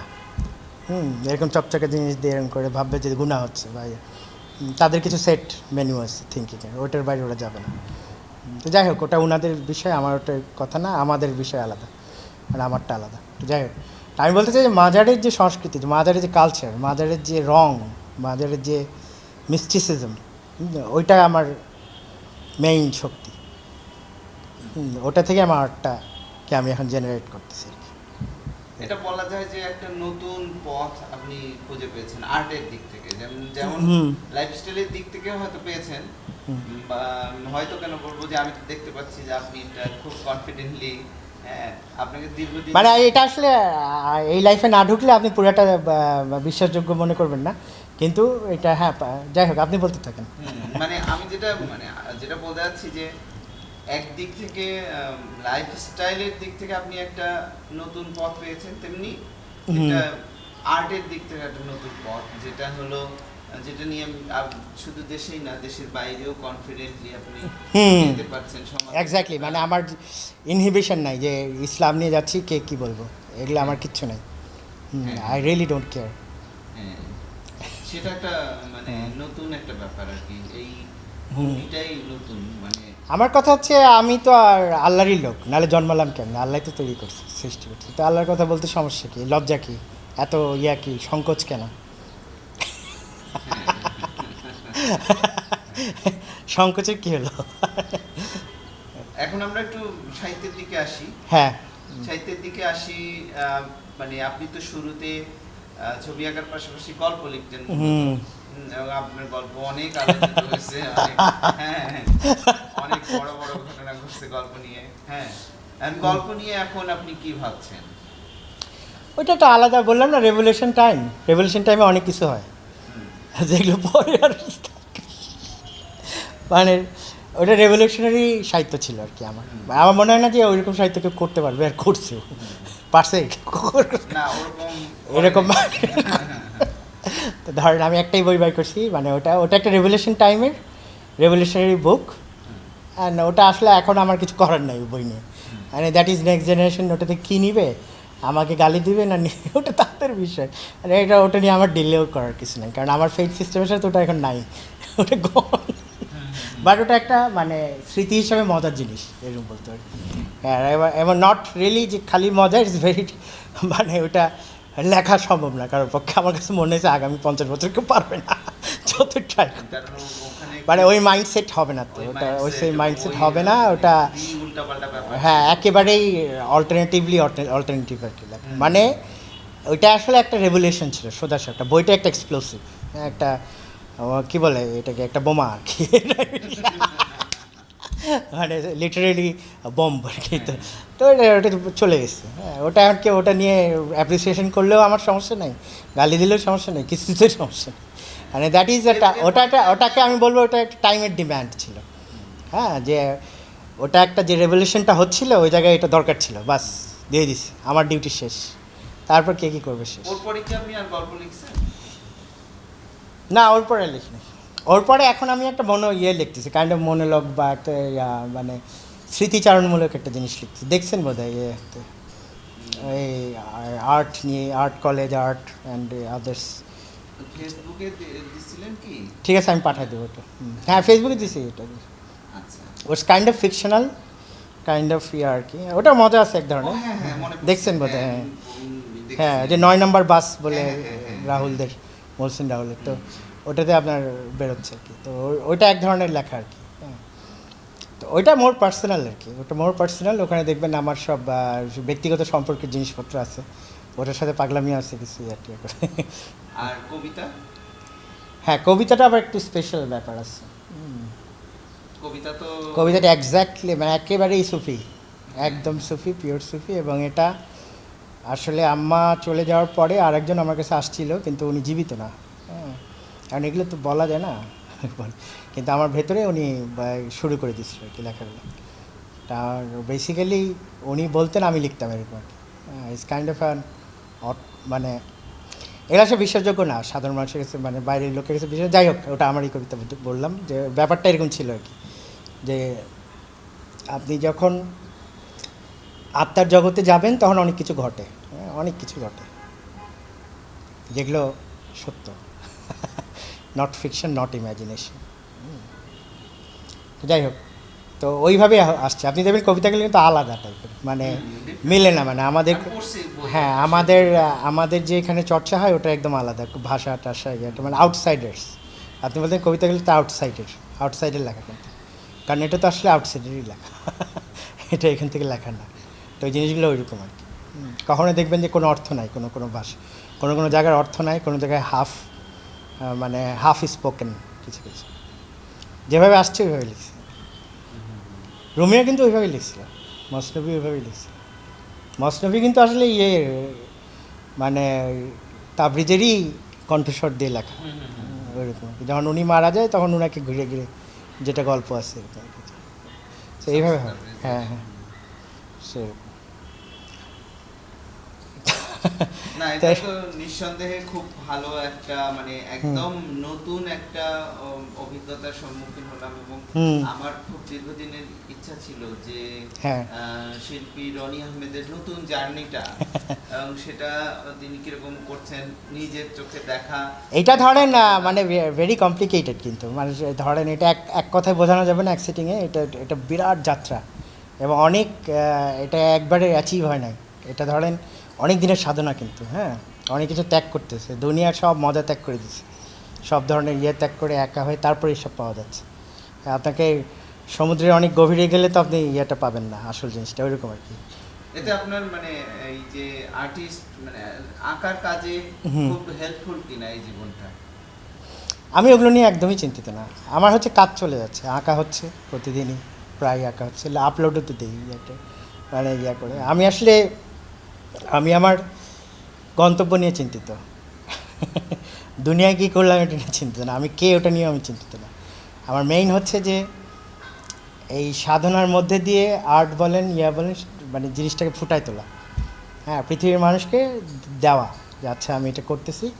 কিন্তু তার চেয়ে বড় উদ্দেশ্য হচ্ছে যে নিজের আত্মাকে মুক্ত করা, বডি যে মহাত্মায় মিলিয়ে যাওয়া। আমাদের তো 3টা দেহ না, স্থূল দেহ হচ্ছে যে আমরা যেটা খাচ্ছি যাচ্ছি, আর হচ্ছে সূক্ষ্ম দেহ, এটা হচ্ছে আত্মা এবং মনের একটা, মানে আত্মার দেহ। তারপর আত্মার দেহর পরে হচ্ছে মহাত্মা, মহাসূক্ষ্ম দেহ, সেটা হচ্ছে আল্লাহ, বাকাবিল্লা যেটা বলে। আমাদের হচ্ছে সর্বোচ্চ স্তর হচ্ছে বাকাবিল্লা, ফানাফিল্লা, যে সব জায়গায় আল্লাহর তারপরে বাকাবিল্লা হচ্ছে ডিজলভ হয়ে যাওয়া। আপনি লুসি ছবিটা দেখছেন নাকি? ওটাতে খুব সুন্দরভাবে বোঝানো আছে, মানে ওরা ওয়েস্টার্নটা বুঝছে, ও নিশ্চিত সুফিজম থেকে, কিন্তু ওটার সাথে মারামারি ঢুকায় সেইটা লুসিয়া না না না অনলি লুসি। লুসি। হ্যাঁ, ওটা দেখলে আপনি থিওরিটা বুঝতে পারবেন যে কীভাবে হয়। এনিওয়ে ওরা অন্যভাবে দেখেছে, ওরা ইন্টেলিজেন্স বাড়ায় বাড়ায় দেখছে, কিন্তু আমাদেরটা হচ্ছে যে সাধনা বাড়াবে এটা আর কি। হ্যাঁ, একই জিনিস দেখেছে, ওয়েস্টার্নটা যেভাবে বুঝে আর কি, ওরা তো একটু অন্যভাবে বুঝে। যাই হোক, তো ওই ছবিটা ইয়েটা ভালো আর কি, স্ক্রিপ্টটা মানে মানে কীভাবে জিনিসটা ঘটে ওটা খুব সুন্দর করে দেখানো আছে। কিন্তু পদ্ধতিটা ভুল, ড্রাগসের মাধ্যমে যায়, হ্যান্ডের মাধ্যমে যায়, কিন্তু পথটা দেখাচ্ছে যে এইটা ঘটে আর কি। ওখানে ড্রাগ দিয়ে তারা ওরা আছে আর কি, থ্রিলার বানাইছে তো ওটার মধ্যে বিভিন্ন গ্ল্যামার ট্ল্যাম, কিন্তু ইয়েটা ঠিক আছে থিওরিটা। আবার আপনি ম্যাট্রিক্সেও কিন্তু একই থিওরি, এটা সুফি। হ্যাঁ, ওই যে যখন যখন ইয়া হলো, মানে সে যখন বুলেটগুলো থামাই দিল লাস্টে, হ্যাঁ, ওটাই বাঁকা বিল্লা স্তর, ওটাই আপনি আল্লাহর সাথে মিশে গেলেন এবং তখন আপনি যা ইচ্ছে তাই করতে পারবেন। মুসা আল্লাহ সাল্লাম যেমন লাঠি দিয়ে ইয়া করেছিল, ওইরকম আর কি, যে আপনার ম্যাটার এনার্জি সবাই আপনার কমান্ড শুনবে। হ্যাঁ, সেটাও সম্ভব, সেটাও আছে। তো that is the last, that is the চাকরা, that is the hello, যেটা বললাম আর কি। এই ধরনের অভিজ্ঞতা আর্টেও সম্ভব। যেমন আমি যে ইয়েতে বললাম, ওই যে লাস্ট সাপার ছবিটা বা পিয়েতা বা এই যে মাস্টারদের যে কাজ, ওগুলো আছে ওদের মধ্যে, ওই জার্নিগুলো ছিল। মানে ওরা হয়তো কীভাবে গেছে জানি না, কিছুটা পাইছে আর কি, অল্প স্বল্প পাইছে। ওটা দেখেই তো আমরা আর কি, আর যদি আসল আছে তো আর্টেও আসলে এই সাধনাগুলো আপনি যত করবেন, আর্টে একটা মানে আপনার আর্টের কথা কি, আপনি যে লাইফটা লিড করবেন সেটাই আসবে, এর বাইরে কিচ্ছু আসবে না, তার বাইরে 1 ইঞ্চিও আসবে না। আপনি লেখক, আপনিও জানেন যে আপনি যে লাইফ লিড করবেন তার বাইরে কিছু আসবে না। দেন জীবনানন্দ দাস যে লাইফ লিড করতো ওটাই আসতো, সে করতো কি, সে কলকাতায় থাকতো কিন্তু বনের বাজারে মনে মনে ঘুরে বেড়াতো। হ্যাঁ, বাংলার ইয়াতে ছিল, কিন্তু সে এই পৃথিবীতে ছিল না, থাকলে লিখতে পারতো না, এরকম আর কি জিনিসটা। রবীন্দ্রনাথ তো নিজেই ছিল বাগানের মধ্যে, তো লিখছে ওইরকম। সো আপনার পরিবেশ, লাইফস্টাইল ইজ ভেরি ইম্পর্টেন্ট। এই আর কি। তা আমার বিশ্বাসের সাথে আমার আর্ট, মানে আর্ট, কবিতা, শিল্প, সাহিত্য যেটাই হোক, সব একসাথে, মানে একটা মেলবন্ধন একটা ঘটছে। হ্যাঁ, মানে এটা মেলবন্ধন মানে কি, আপনি যখন বিশ্বাস করবেন, চা খাওয়ার স্টাইলও আপনার বিশ্বাসের অনুযায়ী হবে, ভাত খাওয়ার স্টাইলও আপনি যে ফেইথ সিস্টেম ইয়ে করেন ওটাতে বুঝতে হবে। আপনি ভাত খাওয়ার স্টাইল দেখে বলতে এই লোকটা খুব অভিজাত ঘরের বলে না যে কি, কিন্তু ও কিন্তু জানে না যে সে অভিজাত ঘরের, সে এমনি খাইতেছে। বা একটা লোক আছে, এই লোকটা নিশ্চয়ই খুব কর্মঠ, ওইভাবে ভাত খাচ্ছে, নিশ্চয়ই ক্ষুধার্ত, সে কিন্তু জানে না যে সে কর্মঠকে, আপনি বুঝতেছেন। তো what you have you inside, you just can't hide, ওটাই ঘটবে আর কি। হ্যাঁ, এটা আর কি, মানুষ তো আয়নার মতো সাট করে ঘটতে থাকে, কিন্তু মানুষের মধ্যে কিছু সাপ থাকে, তারা লুকায় নিজেদেরকে ওটা আবার শয়তানের খেলা আছে, প্রত্যেকটা মানুষের মধ্যে শয়তান আছে, এইচ অ্যান্ড এভরিওয়ান।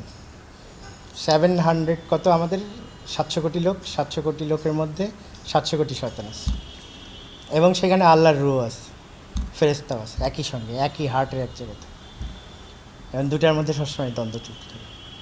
যে আল্লাহর পথ নিবে তখন শয়তান ইয়া হয়ে যাবে, আর যে শয়তানের পথ নেবে তখন আল্লাহ চলে যাবে।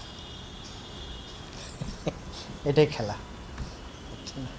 তা ধরেন আপনার আর্টের মাধ্যমে আমি যখন আল্লাহর কথা বলি বা এগুলো একটা ক্যালিগ্রাফি দেই বা একটা ইয়া দেই, তখন হয় কি যে আমি তো ধরেন একটা আধুনিক সমাজের লোক, আমি তো ঠিক ওই রকম মৌলবী সমাজের না, ছিলাম না আর কি, এখনও না, মানে আমি তো অ্যালোন অ্যাকচুয়ালি। যখন আমি আল্লাহর কথা বলি বা একটা সূরা ইয়ে করে লিখি, তখন কিন্তু অন্যদের মধ্যে চেঞ্জ আসে। হ্যাঁ, তারা মনে মনে যে কথাটা বলতে পারে না সেটা দেখে শান্তি পায়, কারণ ওরা তো লোক লজ্জায় বলতে পারতেছে না, বা একা হয়ে যাওয়ার ভয় বলতে পারতেছে, বা বিশ্বাসও করে না, দেখলে শান্তি পেয়ে বিশ্বাস করার চেষ্টা করে, কিছুক্ষণ না করতে পারলে চলে যায়। বা কিন্তু ওরা যে মেসেজগুলো যাচ্ছে যে এই সব ঘটতে পারে, ঘটতেছে, এইভাবে আর্ট হয়, এভাবে ইয়া হয়, এই আর কি। যে অন্য আর্টিস্টরা ধরেন বা অন্য ইয়াকে একটা দুটো লিখলো, ইসলাম নিয়ে চলে গেলো, এদের কন্টিনিউয়াস করাটা, হ্যাঁ, আবার লেগে থাকা, যে আপনাকে কেউ মৌলবাদী বলতেছে কি বলতেছে না, এটা নিয়ে ইউ ডোন্ট কেয়ার, হ্যাঁ, এই যে করাটা, এটাই আমার জার্নি। এবং এটার ফলে আমি আমার যে গণ্ডি, যে যারা আছে আমার সাথে, তাদেরকে আমি এক ধরনের আলো দেওয়ার চেষ্টা করতেছি। এবং তারা পাচ্ছেও, অনেকে কিন্তু আসতেছে, অনেকে শুনতেছে কথাটা। কথা তো শোনাও তো একটা ব্যাপার, শুনতেছে হচ্ছে। এই যে আপনি এটা প্রচার করবেন, এটা তো মানুষ দেখবে, শুনবে, হ্যাঁ। তো এটাতে হচ্ছে হবে, মানুষের মধ্যে আলো যাবে। আলোই হচ্ছে আসল জিনিস। সায়েন্টিস্টরা তো বলতেছে ইদানিং যে সবই আলোর তৈরি। ওই যে নূর, ওই নূরই কিন্তু সব, এই আর কি। যাক, আপনার কথা শুনে অনেক ভালো লাগলো। হ্যাঁ, এবং আমরা লম্বা সময় কথা বললাম। হ্যাঁ, আপনাকে অনেক ধন্যবাদ। আবারও আমরা নিশ্চয়ই এরকম আলাপের সুযোগ পাবো এবং আমরা আরও আপনার ছবি দেখব এবং আপনার কথা শুনবো, এই আশা রাখছি। রেখে আজকের মতো শেষ করছি। হ্যাঁ দর্শক, এতক্ষণ আমরা কথা বলছিলাম শিল্পী রনি আহমেদের সঙ্গে। তার মূল্যবান কথা আমরা শুনলাম। নিশ্চয়ই আবার তার সঙ্গে আমাদের দেখা হবে, কথা হবে। আমাদের সঙ্গে থাকুন। আপনাদের ধন্যবাদ।